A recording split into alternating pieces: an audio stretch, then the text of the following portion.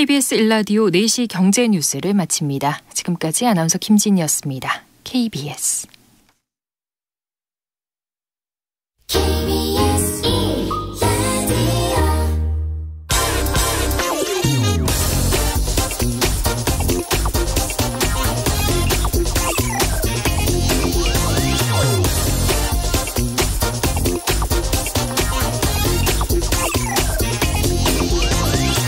제 친한 후배가 오늘 오프닝에서 꼭 이 얘기를 해달라고 하더라고요. 그 초등학교 다니는 딸아이가 물어보더라는 겁니다. 아빠, 우리는 지원금 이번에 받아 안 받아? 그래서 그걸 왜 물어보냐 했더니 학교에서 아이들끼리 그런답니다. 너희 집은 12% 상류층이냐 아니냐 이거 물어보는데 그게 이 지원금 받느냐 안 받느냐로 갈린다고 하더라. 그래서 물어보더라는 겁니다. 이 후배는 하위 88%로 지원금 대상이었지만은 차마 딸아이에게 받는다고 말하지 못하겠다는 거였어요. 지원금 안 받는다고. 그래서 우리 집은 12% 상류층에 속한다 이렇게 거짓말했다는 겁니다. 속상하다고 하더라고요. 정부와 여당이 지급 대상을 하위 88%에서 그 90%로 조금 더 늘려주겠다고 합니다. 이의 신청이 쏟아지다 보니까 홍남기 기재부 장관이 애매하면 이거 받아주겠다 해서 조금 더 주겠다는 건데 정책이 무슨 엿가락입니까? 나라 곳간이 바닥날까 봐 걱정해서 그랬다면은 애초에 국민 모두에게 다 주고 연말 정산에 포함시켜서 고소득자들에겐 그만큼 환수하면 되는 일이었습니다. 굳이 이렇게 국민을 상류층 하류층으로 갈라서 아이들과 부모들 가슴에 대못을 이렇게 꼭 박았어야만 했습니까? 네, 경제와 정의를 다 잡는 홍반장, 저는 KBS 기자 홍사원입니다. 오늘까지 청취자께 책 선물 드리는 이벤트 진행합니다. 2년 연속 수익률 1위에 빛나는 이한영 DS 자산운용본부장의 새 책 시대의 1등주를 찾아라. 오늘까지 4분 추첨해서 선물로 드리니까요.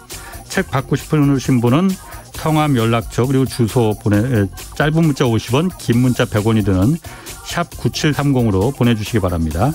자, 홍사원의 경제쇼 출발하겠습니다. 유튜브 오늘도 함께 갑시다.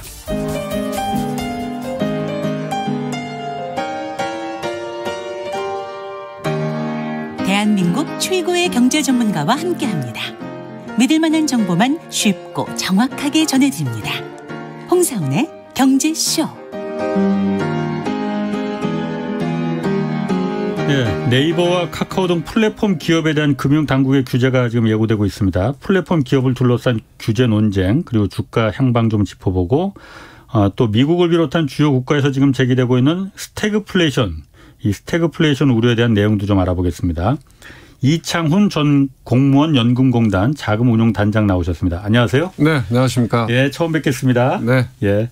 자, 먼저 그 네이버, 카카오 일단 금융 부문에서 지금 규제 얘기가 나오고 있잖아요. 그렇죠. 네. 근데 이제 말씀하십시오. 일단 이 규제 얘기가 왜 나오는 겁니까, 지금?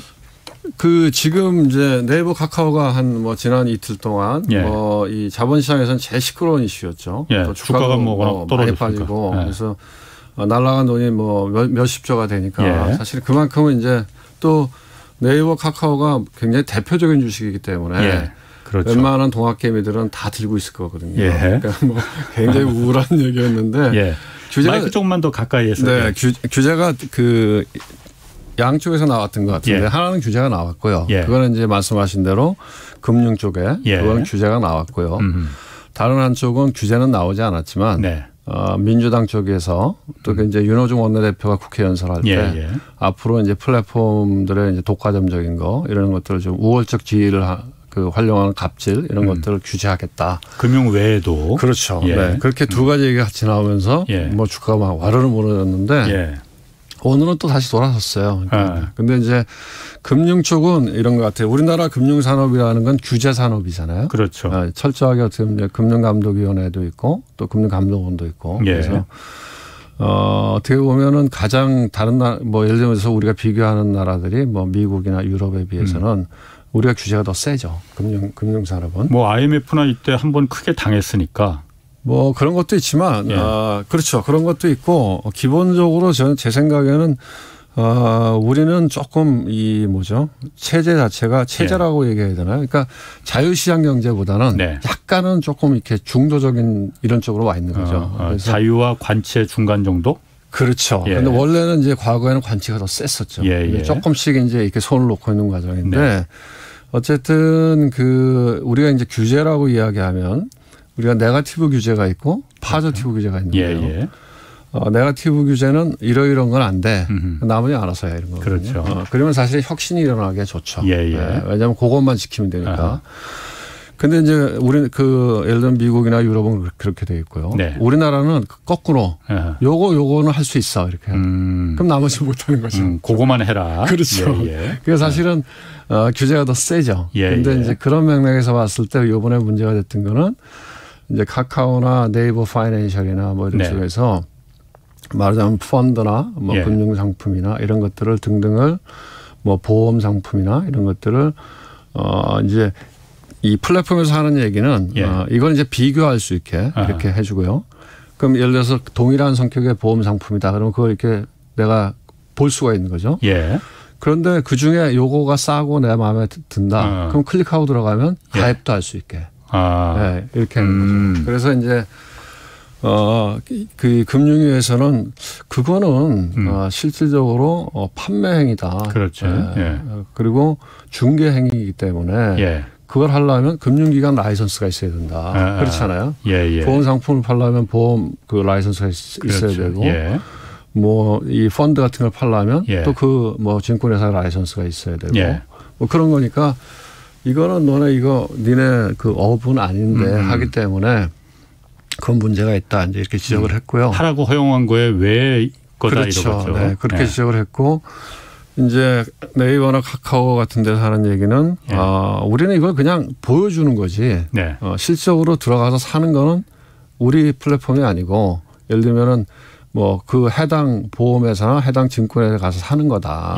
그러니까 우리는 그게 판매라기보다는 이 그냥 이렇게 광고나 중개에 가깝지. 그냥 수수료만 먹고 우리는 그렇죠. 중개만 해주는 거다. 그런 거다. 이런 거고 이제 또 하나 불만을 얘기하는 거는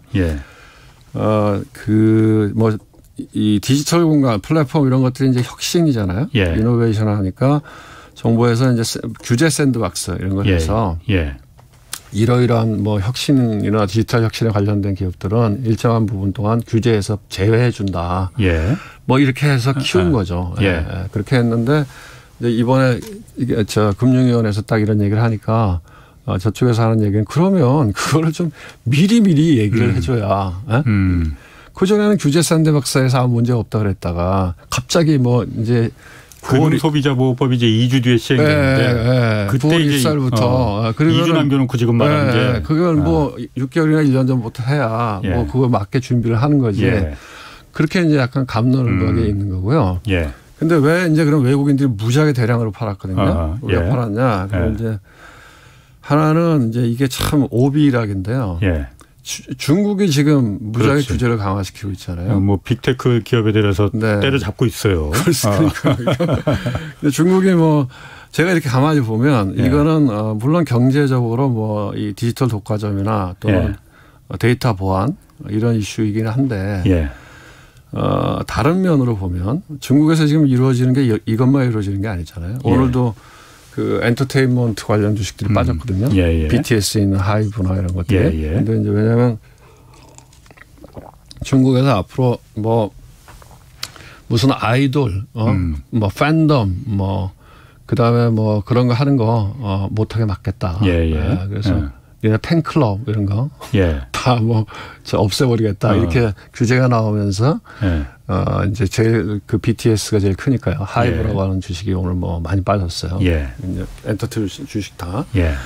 그래서 제가 느끼기에는 이제 중국이 내년도가 시진핑 주석이 이제 10년이 되잖아요. 3년이면 이제 납두고 있죠. 아니죠. 이제 내년이 10년 된 거죠. 근데 그동안에 등소평 이후에는 모택동의 1인 독재를 너무 뼈저리게 느꼈기 때문에 등소평은 집단 지도체를 만들고 그다음에 10년 되면 다 이렇게 물려주게 돼 있었잖아요. 그래서 푸진타워나 그전에 또 강택민이나 다 그렇게 했는데 시진핑은 이제 그걸 뒤집고 1인 독재로 가겠다는 거 아닌가요? 예. 그러니까 연임을 더 하겠다는 거죠. 지금. 그렇죠. 예. 그러니까 푸틴처럼 하고 싶다는 거죠. 예. 그거 일환의 지금 정풍이 아닌가 이런 생각이 들거든요. 뭐 그런 분석 많이 있습니다. 네. 그래서 빈부격차를 그래서 없애기 위한 그러니까 정책을 좌경화시키고 뭐 그런 거죠. 그런데 공부론이란 게 그런 건데 다 같이 부자가 되자. 갑자기 왜 그걸 들고 왔냐 그러니까 어쨌든 그런 맥락에서 글로벌 이 투자가 입장에서 봤을 때는 이거 중국에 투자해도 되나 이런 생각이 드는 거죠. 왜냐하면 이제 규제를 시작했던 게 거의 디지털 공간이거든요. 엔투그룹부터 시작해갖고 상장 때부터 해서 알리바바, 텐센트, 디디 추싱, 뭐 그다음에 또 저 온라인 교육하는 거, 게임 뭐 다. 그러니까 사실은 그 디지털 공간이라고 하는 게 가장 혁신이 지금 많이 이루어지고 있는 거고. 그래서 미국도 주식시장을 주도하는 거는 빅테크잖아요. 우리가 아는 뭐 아마존, 뭐 또 구글, 뭐 등등 페이스북 등등. 그래서 그 또 밸류에이션도 높게 받고요. 그런데 이제 그쪽 공간이 제 이건 추측인데요. 중국의 이제 공산당이나 이 주도 세력에서 봤을 때는 거기가 통제하기가 제일 어려운 거죠.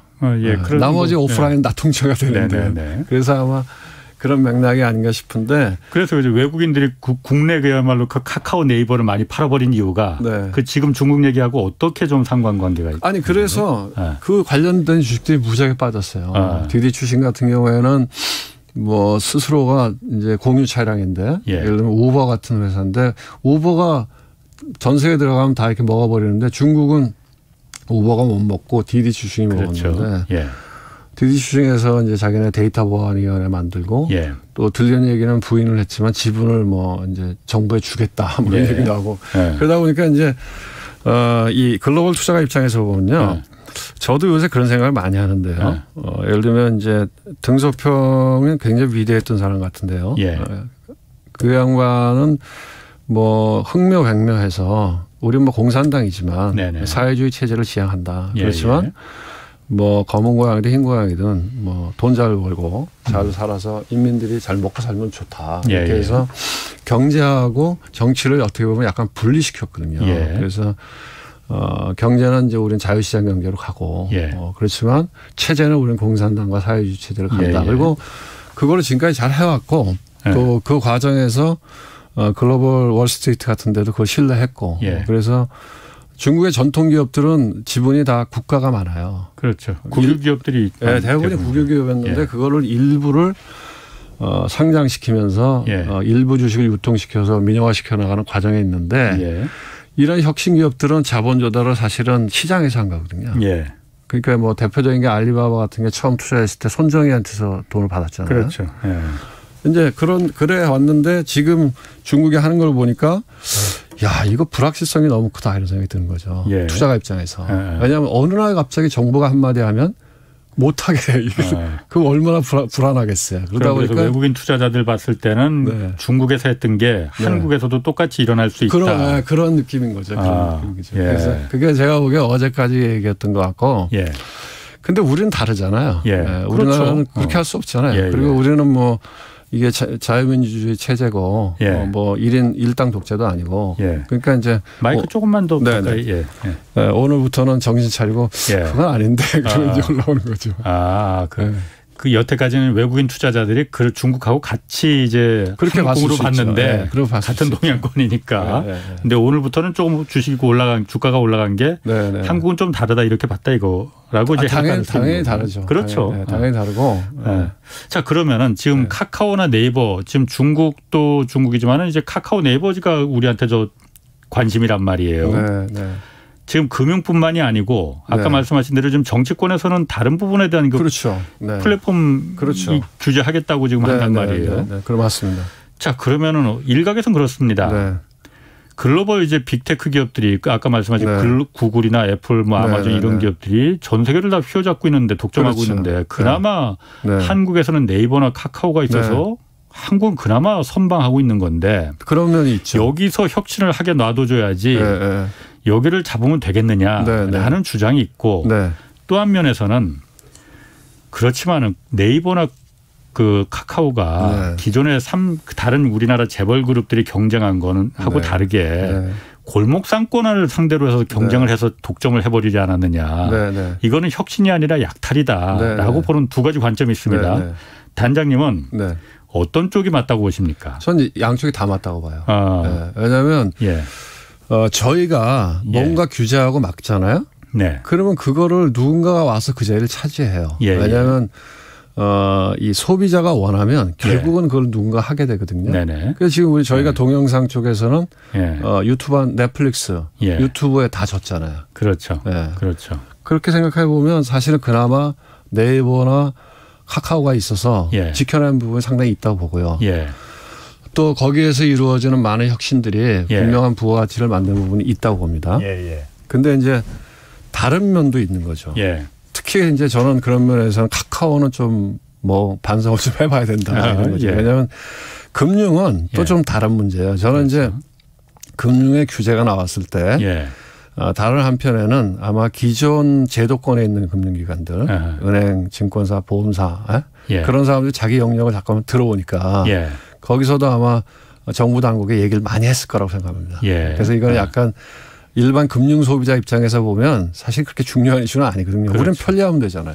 누가 하든 싸게 편리하게 우리가 하면 되니까. 그래서 뭐 금융 소비자 입장에서 비기슈였다기보다는 어떻게 보면 약간 그런 밥그릇 싸움도 있다고 보는데 이건 좀 다른 것 같아요. 왜냐하면 민주당 쪽이나 어제 윤호중 원내대표가 한 얘기는 일부가 상당히 저는 일리가 있다고 봅니다. 왜냐하면 이제 물론 제가 이렇게 시장에 있는 사람이 이런 얘기하면 시장에서 저도 자본시장에 있는 사람인데 욕 먹을 수도 있는데 근데 뭐 오늘 욕 좀 드시죠, 뭐 그럼. 근데 왜냐하면 이런 거죠. 그 조금 우리가 편리해졌어요. 그러니까 예를 들면 대리운전을 예를 들어봐요. 지금 다 카카오가 장악했잖아요. 그렇죠. 근데 물론 그래서 우리가 좀 편해졌어요. 택시, 카카오 택시. 그런데 그 전에는 뭐 콜택시 또는 뭐 대리운전 그 중개하는 그 조그마한 회사들이 무지하게 많았잖아요. 그렇죠. 라디오 광고도 많이 나왔잖아요. 뭐 1577에 얼마 해갖고. 근데 요새 그런 게 없잖아요. 결국 누군가 하는 거를 다 뺏어간 거거든요. 그리고 그렇죠. 그게 독점이고 플랫폼이죠. 그리고 이제 물론 좀 편리한 건 있는데 그 예를 들면 택시 같은 경우에도 과거에는 제가 뭐 출퇴근 시간대 부르면 뭐 잡힐 수도 있고 콜택시 만약에 안 되면 모범이라도 부르면 언제든지 택시를 탈 수가 있었는데 요새는 출퇴근 시간대 짧은 거리 택시 타기 못 하거든요. 보고 그러니까 못 타고 탈라면 어떻게 해야 되냐? 그럼 블랙이나 이런 걸 불러야 되잖아요. 좀 비싼 무지하게 비싸 좀 비싼 게 아니라 대리운전도 핫피크 타임에는 왜 이렇게 비싸요? 그러니까 이것도 피크 타임에 따라 수요 공급에 따라서 요금 조절을 하는 거죠. 그래서 결국은 뭐 편리하고 혁신은 있지만 이게 양면도 있더라. 그러니까 예를 들어서 중소 많은 그 자영업자들이 없어진 거고요. 그다음에 결국은 소비자나 이용자들에게 계속 또 과금을 시켜서 가격을 올리는 효과가 있는 거죠. 그래서 이제 과거에 우리가 재벌들이 그렇게 했잖아요. 오프라인에서 그 재벌들의 문어발식 확장 무지하게 비판했잖아요. 그리고 98년도 그 IMF 금융위기 때 우리가 아시아 금융위기 때 그래서 나라가 어려웠잖아요. 그러면서 그거를 정리했잖아요. 정리해서 지주사 체제 만들고 니네끼리 뭐 연계 투자하지 말고 뭐 이 중소나 소상공인이 할 수 있는 거를 하지 마라. 많이 했잖아요. 이제 그런 작업들이 저는 뭐 어느 정도는 이렇게 옥석을 가리면서 필요는 있다. 그래서 그러면 이제 그 이 플랫폼 기업들 이제 빅테크 기업들도 그런 어떤 그런 규제 그런 거 필요하다고 보십니까? 저는 필요하다고 봅니다. 그러니까 어떻게 해야 될까요? 그러면은 그거는 이제 뭐 전문가들이나 정치하시는 분들이 이제 이야기를 하면서 뭐 만들어 가겠죠. 예를 들면 이런 겁니다. 그 유럽 같은 데서도 디지털세를 매기자 그러잖아요. 가만히 보니까 뭐 유튜브 뭐 구글 들어와서 돈 무지하게 벌잖아요. 그렇죠. 근데 본사는 딴 데 있잖아요. 뭐 조세 피처에 다. 그러니까 돈은 예를 들면 유럽에서 왔을 때 돈은 우리나라에 와서 무지하게 벌어가는데 한국도 마찬가지죠. 그렇죠. 세금은 거의 안 돼요. 그러니까 이건 뭐지? 이거죠. 그래서 이제 너네한테 디지털 세금을 물려야 되겠다. 뭐 등등 이렇게. 그다음에 또 미국 내에서도 뭐 페이스북이나 구글이나 이런 것들이요. 굉장히 강력하거든요. 그러니까 이제 야 이거 독과점 아니야? 그렇죠. 그래서 좀 얘네들도 좀 뭔가 규제가 필요한 거 아니야? 이런 논의가 지난번 대선 때도 있었죠. 지금 현재 집권하고 있는 민주당은 그런 걸 좀 규제를 해야 되는 거 아니냐 하는 시각들을 진보적인 정치인들은 꽤 갖고 있죠. 지금도 그러니까 미국에서도 구글이나 이런 빅테크 기업에 대해서 그러니까 독과점 방지법안 지금 의회도 올라가 있고 그렇잖아요. 그렇죠. 의회에서는 그러니까 이제 그런 식으로 저희도 아마 그런 왜냐하면 이게 혁신이라고 하는 거는 기존에 있는데 거기에 추가적인 뭔가 알파를 만들어내서 부가치를 창출한다. 오케이. 좋아요. 그런데 있는데 남이 쫙 조그만 애들이 쫙 갖고 있는데 그걸 쫙 뺏어와 갖고서는 그걸 잘 정돈해 갖고서 거기한테 들이밀면 물론 거기 조금 편리해지긴 하지만 이게 어차피 먹고 사는 생태계잖아요. 그런데 큰 놈이 나타나서 작은 애들 다 없애버리면 이 사람 어디 가서 먹고 살아요. 그럼 그거 혁신입니까 아닙니까? 네? 그게 혁신입니까 아닙니까? 혁신인데 저는 상생하면서 혁신해야 된다고 생각해요. 그러니까 혁신이라고 하는 게 뭐 기존에 좀 예를 들면 이런 거죠. 제가 뭐 지금도 그렇게 하는지 모르겠지만 한 20년 전쯤에 우리나라 파생시장이 없었어요. 선물옵션 이런 게. 그때 그걸 공부한다고 시카고를 연수를 갔는데요. 시카고에 이제 CBOT라고 거래소가 있습니다. 그 거래소 우리 지금 거래소 있잖아요. 다 컴퓨터 프로그램으로 하잖아요. 근데 거기에 사람들이 지금도 막 이렇게 수산시장 가면은 경매하듯이 쫙 모여갖고 막 외치면서 해요. 그래서 제가 궁금해서 물었어요. 도대체 아니 저게 뭡니까? 그랬더니 물론 컴퓨터로 미국이 다 할 수 있죠. 근데 두 가지 측면이라고 그러더라고요. 하나는 그것도 이제 전통 같은 거죠. 그러니까 유지하고 싶은 거. 또 하나는 그 사람들도 많다는 거죠. 그 사람들이 일터잖아요. 그럼 뭐 효율성에서 다 밀어내면 그건 아니지 않냐. 그래서 그런 면에서. 그래서 이런 것들도 아마 제가 보기에 혁신과 상생은 공존해야 된다 이런 거죠. 알겠습니다. 그 부분은 이제 참 재밌긴 한데 더 할 얘기도 많은데 우리가 또 다룰 얘기가 많으니까 그 부분 정도에서 정리하고 자 미국으로 좀 넘어가 볼게요. 미국 지금 일단 8월 달에 6월 7월은 고용이 굉장히 막 서프라이즈라고 할 정도로 막 늘어났잖아요. 그래서 이제 정상을 되찾나 보다 했는데 8월에는 고용 지표가 뚝 떨어졌어요. 예상보다도 한 3분의 1 정도밖에 안 됐잖아요. 이유가 뭡니까 일단은? 8월에요? 그거는 이제 일자리가 줄어든 게 보면 레저에서 줄었고요. 그다음에 정부 쪽에서 줄었거든요. 정부 쪽에서 확 줄었거든요. 그래서 여가 레저에서 줄은 건 그거는 8월 달에 델타 변이가 생겼잖아요. 그래서 미국이 백신을 맞아서 쫙 줄어들다가 8월 달 확 올라갔잖아요. 그러다 보니까 아무래도 여가 레저 쪽에서 고용이 줄었던 것 같고요. 그다음에 정부 쪽에서 이제 고용하던 거를 줄인 거죠. 그 두 가지가 컸고 또 하나의 요인은 근데 숫자가 너무 차이가 큰 거죠. 그러니까. 그래서 그거는 아마도 뭔가 이 사후적으로는 증명되겠지만 뭔가 데이터 오류가 있을 수도 있다. 데이터 오류? 고용 지표를 잘못 집계했다는 거예요? 아니죠. 이제 통계적으로 그거 통계의 오류를 없애기 위해서 계절성 같은 걸 집어넣어서 조정을 하거든요. 그래서 그런 과정에서 뭔가 좀 삐걱된 게 있지 않을까. 그래서 차이가 너무 나니까. 그래서 요새는 그리고 이제 미국의 연준이죠. FRB. 페드에서도 자기는 이제 GDP 추정하는 거는 이제 당분간 안 하겠다. 잘 안 맞는 거죠. 왜냐하면 지금 정상적인 시스템이 아니라 저희 나라도 그렇지만 이렇게 멀쩡하게 가는 것 같다가 갑자기 심해지니까 야 저녁 때 2명만 모이게 되죠. 미국도 이렇게 가다가 델타 변이가 확 나오면 이게 예측이 안 되잖아요. 그러니까 이제 아무래도 지금은 경제 데이터가 그런 면에서 평상시보다는 해석하는 데 어려움이 있죠. 그렇군요. 그럼 지금 물가는 사실 계속 오르잖아요. 높아요. 그런데 지금 미국 성장세는 지금 주춤하단 말이에요. 맞습니다. 지금 고용도 지금 뚝 떨어졌고 그러면은 경기도 별로 안 좋은데 물가는 계속 올라가는 거. 이게 바로 스태그플레이션이잖아요. 원래는 이제 얼마 전까지만 해도 미국이 지금 인플레 우려로 인플레가 너무 세게 나오는 거 아니냐. 인플레를 굉장히 우려했는데 뭐 인플레보다 안 좋은 게 스태그플레이션 아닙니까? 스태그플레이션이 제일 나쁜 거죠. 그럼 가능성이 있습니까? 그래서 스태그플레이션으로 들어갈 가능성? 근데 아직 그걸로 속단하기는 저는 이르다고 봐요. 이제 뭐 일단 물가가 높게 나오는 거는 그건 기저효과가 있었던 거죠. 작년 상반기가 코로나였으니까요. 그다음에 돈을 많이 풀었잖아요. 그래서 유동성이 많이 풀려있기 때문에 유가 같은 게 많이 올라갔잖아요. 원자재 가격들. 유가뿐만 아니라 뭐 구리 뭐 또 소매 다 올랐습니다. 그런 이제 원자재 그 가격이 올라가면서 원가 압력이 생겨서 발생하는 건데. 근데 지금까지의 스탠스는 이제 페드도 그런 얘기 하는데 파월 의장도 일시적이다. 그래서 나중에 정상화되면 이게 어차피 떨어질 거다. 이렇게 얘기를 하고 있는데 아직까지는 제가 보기에는 거기에 방점을 두는 게 맞는 것 같아요. 일시적인 게. 그런데 이제 요번에 지난번 아까 말씀하신 그 고용 데이터가 아주 낮게 나올 때 그때 이제 시장이 좀 겁먹었던 게 그런데 임금은 높게 올라갔어요. 그러니까 사실은 그 우리가 이야기하는 그 스태그플레이션, 인플레이션이라고 하는 건요.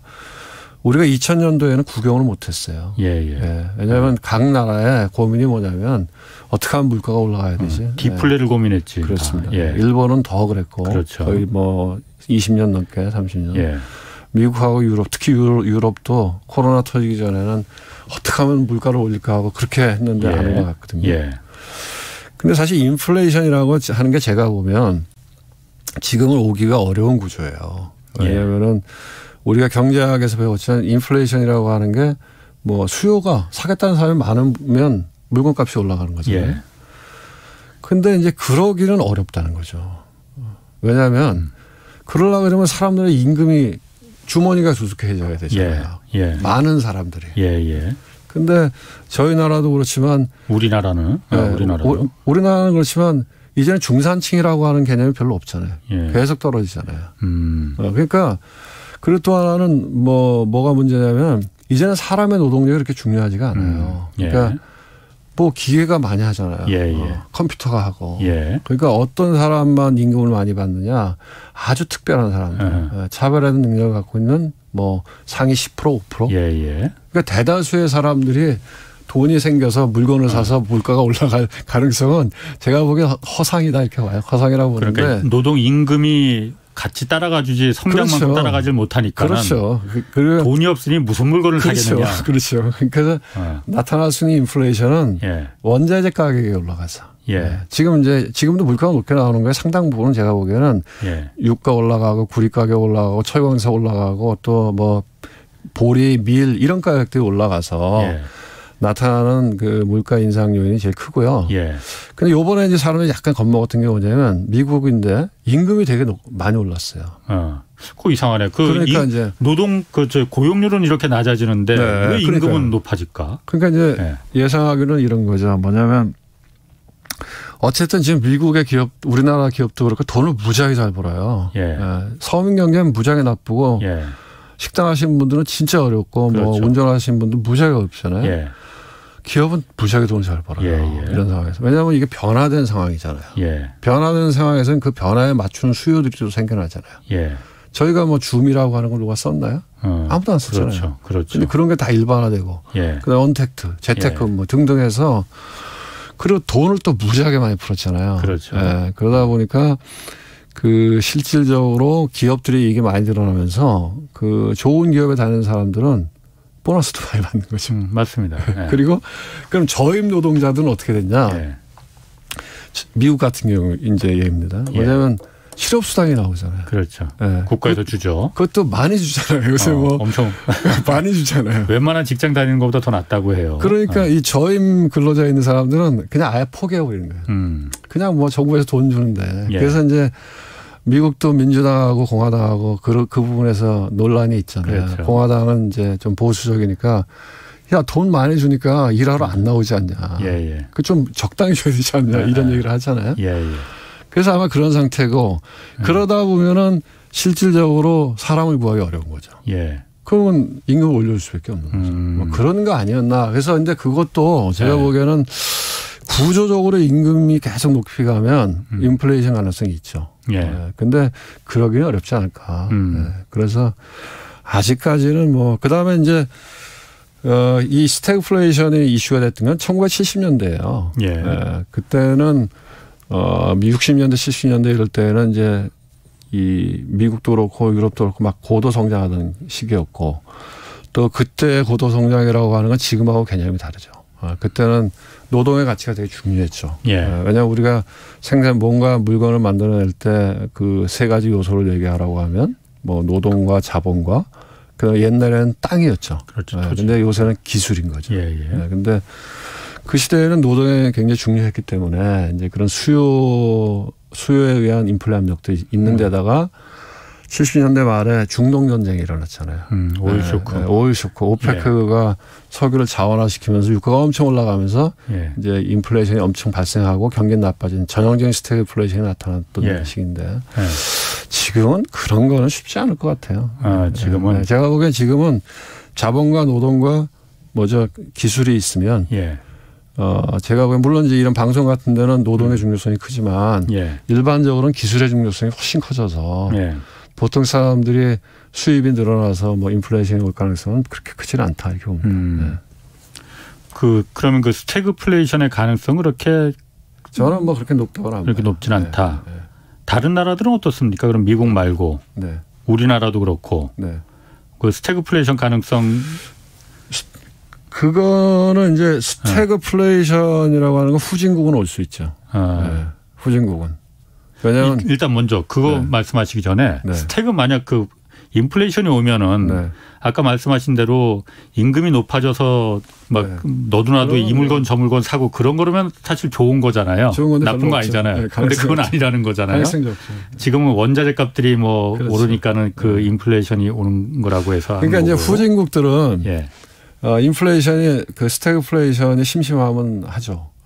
디폴트도 심심하면 하고. 그 스태그플레이션이 오면은 일반 그 개인들은 무슨 피해가 있는 거예요? 아니 스태그라고 하는 거는 경제가 스태그넌트하다는 거니까 그렇지. 일자리가 없어지고 나는 소득은 없는데 물가는 막 올라가 있으니까 살기가 무지하고 죽을 맛이네. 그렇죠. 그래서 근데 이제 그런 게 오는 나라들이 우리가 대표적인 나라가 아르헨티나잖아요. 거기 심심하면 물가가 뭐 1000% 올랐다 그리고 뭐 그다음에 뭐 국가도 안 되겠다 우리 손든다 모라토리엄 선언하고 이러잖아요. 왜 그런 현상들이 나타나냐면 후진국에서는 터키 같은 나라도 그렇고 나라의 재정이 건전하지 못하면 글로벌 투자가 입장에서 불안하잖아요. 그럼 돈을 빼잖아요. 그럼 환율이 올라가죠. 그렇지. 그럼 수입 물가가 엄청나게 올라가죠. 그것 때문에 발생하는 인플레이션. 그런데 경제는 폭망이고. 그래서 저는 이제 그런 생각을 해요. 뭐 이제 우리 정치인들이 늘 얘기할 때 돈 푸는 거 얘기할 때 우리나라가 이제 OECD 선진국이잖아요. 근데 다른 선진국 대비해서 재정이 무지하게 건전하다. 그래서 뭐 정부 부채가 GDP 대비해서 이제 한 45%, 그죠? 50% 가까이 지금 내년에는 50% 넘는다고 해요. 그러니까 그런데 다른 데는 미국은 100%고 일본은 200% 넘지. 근데 뭐 우리 돈 쓰는 거 왜 뭐라 그러냐? 저는 아니라고 봅니다. 왜냐하면 미국, 유럽, 일본 이런 데는 기축통화를 갖고 있는 나라예요. 달러를 갖고 있고 이엔을 갖고 있고 유로를 갖고 있어요. 이건 찍으면 돼요. 미국은 이번에도 봤고 2008년도도 봤지만 뭐 없어? 그래? 그럼 그냥 윤정기 돌리면 돼요. 달러 찍으면 돼요. 그런데 그렇지 않은 우리 코리아 원이잖아요.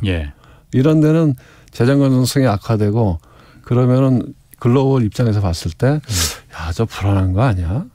이렇게 하면 뭐 금방 그냥 우리가 뭐 많이 당해봤잖아요. 그런데 그런 면에서는 이렇게도 말합니다. 그러니까 물론 우리나라가 기축통화국이 아니니까 미국이나 일본, 유럽 국가의 같이 그런 국가 채무를 갖다가 부채를 비교하는 건 안 된다 하지만은 OECD 국가 전체 평균으로 봤을 때도 국가 부채 규모가 전체로 보면 113% 정도 되거든요. 그건 이제 그 평균이라고 하는 숫자에 오류가 있는 거죠. 왜냐하면 생각해봐요. 미국이 무지하게 크잖아요. 일본이 무지하게 유럽이 무지하게 크잖아요. 그 평균이라고 미국은 일단 107% 정도입니다. 그러니까 평균이라고 하는 게 우리가 산수를 해보면 큰 나라들이 다 하는 거죠. 그 평균이 아니라 중앙값으로 봐야죠. 미디안으로. 근데 이제 저는 이렇게 생각해요. 우리가 50% 가도 사실 높지 않아요. 그렇죠. 근데 뭐가 문제냐? 속도죠. 속도. 너무 빨리 늘어나면 좀 불안하게 볼 수 있거든요. 그러니까 늘 이제 우리가 글로벌 지금은 제가 보기에는요. 이런 생각이 들어요.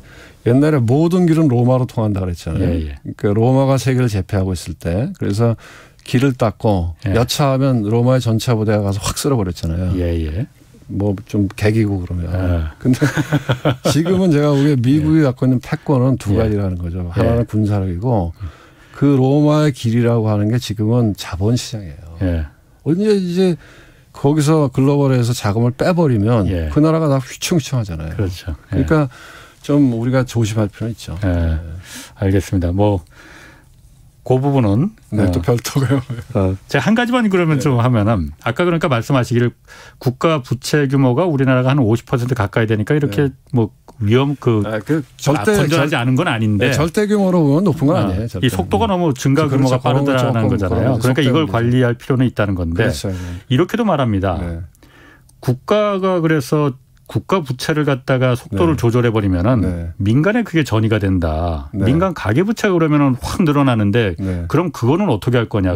민간 가계 부채를 줄이기 위해서는 국가 부채가 더 늘어나더라도 국가 부채를 늘리는 게 다른 선진국들이 그렇게 하듯이 그게 정답 아니겠느냐라고도 뭐 제가 단장님 앞에서 번데기 앞에서 주름 잡는 것 같기도 한데 뭐 다 일리가 있는 얘기죠. 그런데 이제 더 중요한 거는 그거를 효율적으로 써서 이 부의 규모를 늘려야죠.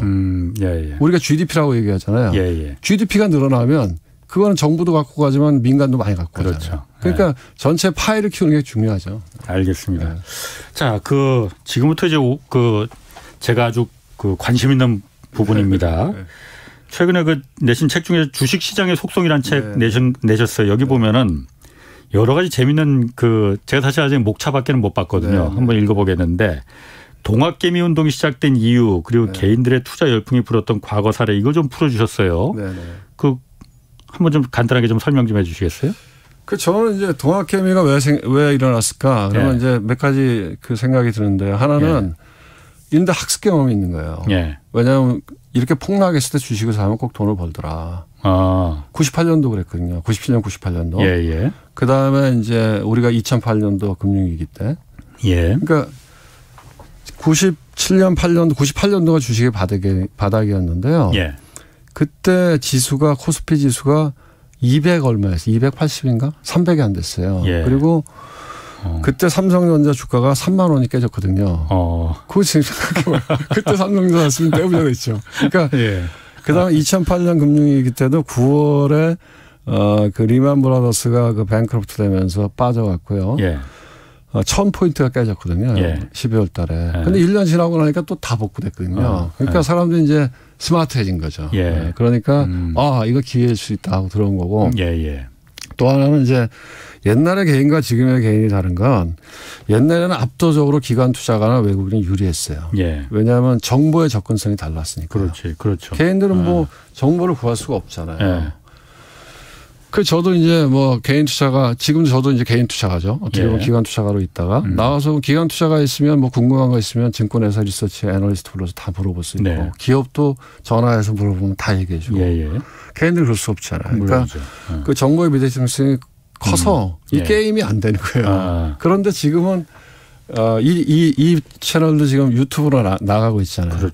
그럼 뭐 요새 유튜브 보면 뭐 우리가 뭐 유명한 사람들 다 나와서 얘기하잖아요. 그래서 개인들도 이제는 불리하지 않은 입장에 왔고 또 하나는 이제 금리가 너무 낮으니까 뭐 돈을 어디다 놔두겠어요. 물론이죠. 옛날 같으면 제가 직장생활 한참 할 때는 그때는 금리가 두 자릿수였거든요. 그렇지 뭐 10% 이상이었죠. 다. 그때는 월급 받으면 다 그냥 부인 주잖아요. 신경도 안 쓰잖아요. 적금 들고. 그러면 다 됐는데 지금은 금리가 1%인데 그걸 은행에 넣어놔서 어느 세월이에요. 그런데다가 집값이 무지하게 올라왔잖아요. 그럼 얼마나 이 젊은 애들은 지금 2030이 많이 들어왔대거든요. 주식에. 그러면 저는 충분히 이해가 가요. 20대 30대가 이 올라간 집값을 봤을 때 그 월급 받아갖고 자기가 될 수 있겠냐 이런 생각하는 거죠. 이제 그런 것들이 맞물려서 동학개미가 들어왔다. 그런 생각이 듭니다. 그리고 또 금리와 달러를 제대로 이해하는 것이 중요하다고 강조하셨어요. 제가 금리는 이 주가와 관계 있겠다 싶어요. 근데 달러는 뭔 관계가 있습니까? 달러요? 이 주가라고 하는 거는 이제 제가 보기에는 크게 보면요. 두 가지 요인에 의해서 결정되는데요. 주가라고 하는 게 이론적으로 얘기하면 삼성전자다. 이론적으로 얘기하면 삼성전자가 앞으로 계속 돈을 벌 거 아니에요. 그걸 현재 가치화 시킨 거거든요. 현재 가치를 환산한 게 주가예요. 그렇죠. 그러면은 두 가지 요인이잖아요. 하나는 이 회사가 계속 돈을 벌 거냐. 예. 그걸 우리가 펀더멘털이라고 부르잖아요. 예. 그거 요인하고 근데 그걸 이제 현재 가치로 만들려면 우리가 할인을 하잖아요. 예. 예. 그러면 그 디스카운트 레이트가 들어가잖아요. 예. 예. 그 할인율이 뭐냐? 그게 금리거든. 예. 네. 금리인데 그 그렇죠. 금리를 그렇죠. 결정하는 또 하나의 요인이 뭐냐면 유동성이거든요. 예. 네. 그러니까 돈이 많으면 예. 그러니까 결국은 얘는 물건이고 예. 근데 가격이 있잖아요. 예. 그럼 주가가 삼성전자가 뭐 7만 원. 그럼 예. 7만 원이라고 하는 건 화폐로 표시되잖아요. 예. 그럼 화폐 숫자가 늘어나면 예. 상대적으로 주가가 올라가는 거죠. 예. 예. 그런데 그 화폐라고 하는 게 글로벌리 보면 예. 지금 기축통화는 달러라는 거죠. 예. 달러에서부터 시작해서 예. 모든 유동성이 결정되거든요. 예. 그러니까 달러를 이해해야 유동성을 이해할 수 있고 예. 유동성을 이해해야 시장을 좀 제대로 판단할 수 있는 거죠. 예. 그게 결국은 주식시장의 흐름도 그럼요. 연결이 된다는 압도적으로요. 그러니까 제가 이제 특히 우리나라 같이 이제 우리가 억울하게 예. 저는 무지하게 억울하다고 생각하는데 예. 이 책에도 제가 그런 내용을 썼는데 저희가 사실 선진국이거든요. 그렇죠. 예. 뭐 선진국으로 공식적으로 이제 유엔에서도 편입이 그렇게 됐어요. 했고 예. 작년에 이제 WTO 예. 무역 체제에서도 이머징에 주던 혜택을 빼버렸고. 예. 근데 유일하게 우리가 자본시장만 저 신흥국에 들어가 있거든요. MSCI 모건 스탠리 지수에는 뭐 이유는 있다고 해요. 무지하게 억울한 거예요. 예. 근데 이제 그러면 어떤 현상이 발생하냐면 이게 참 아이러니한데요. 예. 2008년 금융위기는 우리하고 상관없었던 얘기잖아요. 그렇죠. 그건 예. 발생을 미국에서 한 거잖아요. 예. 미국에서 방만하게 대출하다가 문제가 생겼잖아요. 예. 근데 그 임팩트가 우리한테 없었나요?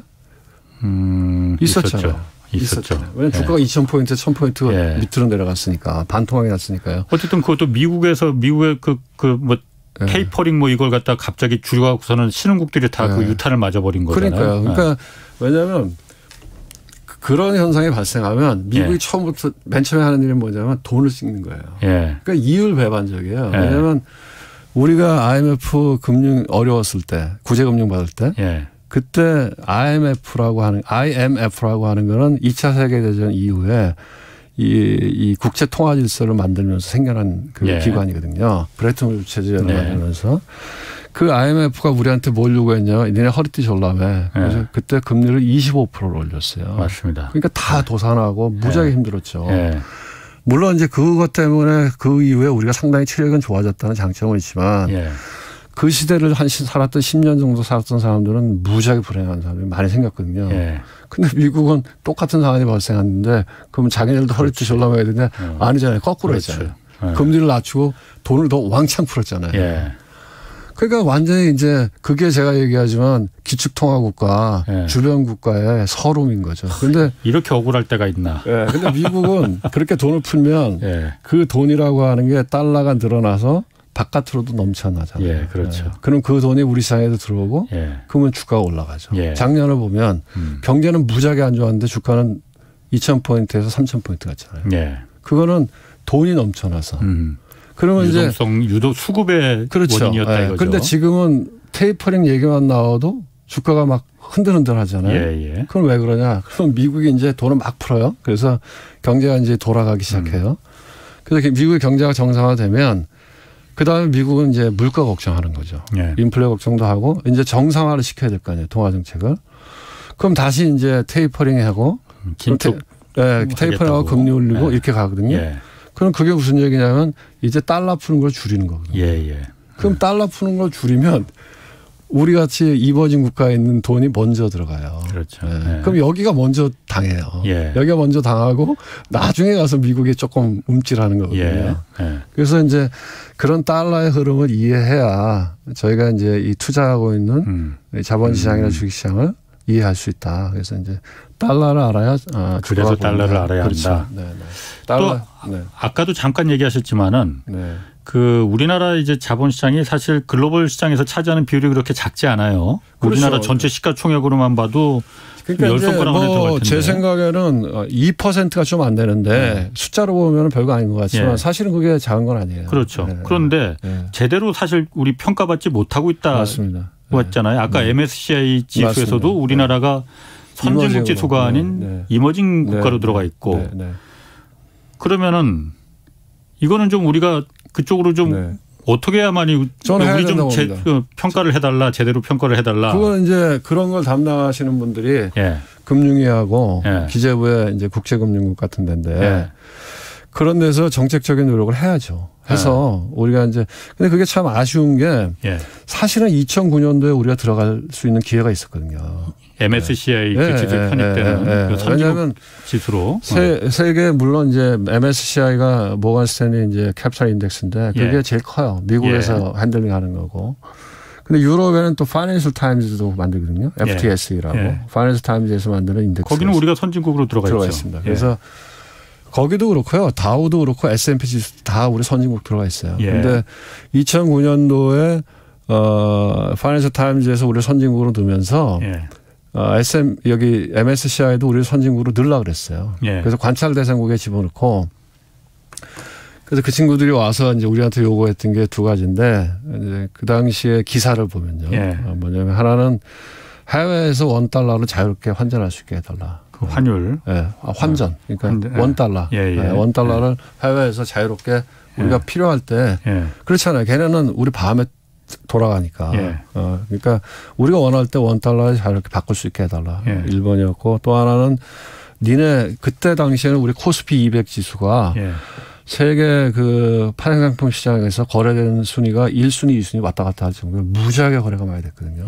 그러니까 얘네는 우리 지수를 쓰고 싶어 했어요. 그래서 데이터 접근권을 달라는 거였는데 그게 이제 다 우리가 억셉트를 안 해준 거죠. 그러니까 이제 하나는 우리는 그 1997년도 8년도에 외환위기 경험이 있어서 환을 우리가 통제해야 되겠다 이렇게 생각하는 트라우마가 있어요. 그런데 저는 그건 되게 어리석은 생각이라고 생각해요. 제 개인적인 생각은 우리가 통제한 적이 없어요. 통제할 수가 없어요. 왜냐하면 98년도 외환위기 때도 그 엄하게 300억 불 들고 통제하러 들어갔다 그것마저 빨리 날린 거 아니에요.